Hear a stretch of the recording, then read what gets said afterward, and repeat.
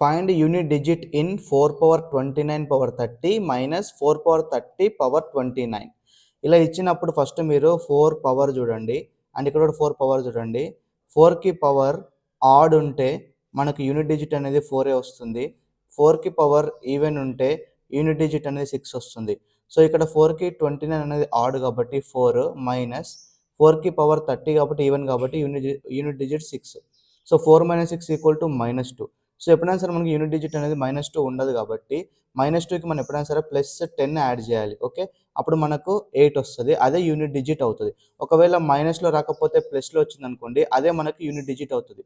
So ఇప్పుడు ఈ క్వశ్చన్కి మీరు ఆన్సర్ కామెంట్ చేయండి. అండ్ అదే విధంగా మీరు ఎస్ఎస్సి సిరీస్ కానీ ఆర్ఆర్బి సిరీస్ కానీ any government state level exams కానీ ప్రిపేర్ అవుతున్నట్లయితే మా దగ్గర పోస్టర్లో కనిపిస్తున్న 7 topics pure mathematics, clear concept, practice questions, previous year questions తో డిస్కస్ చేయడం జరిగింది. జూమ్ రికార్డింగ్స్ అయితే అవైలబుల్ గా ఉన్నాయి. జూమ్ రికార్డింగ్స్ కేవలం 249 రూపీస్ కే లైఫ్ టైం పర్మనెంట్ యాక్సెస్ అయితే ఇస్తున్నాను.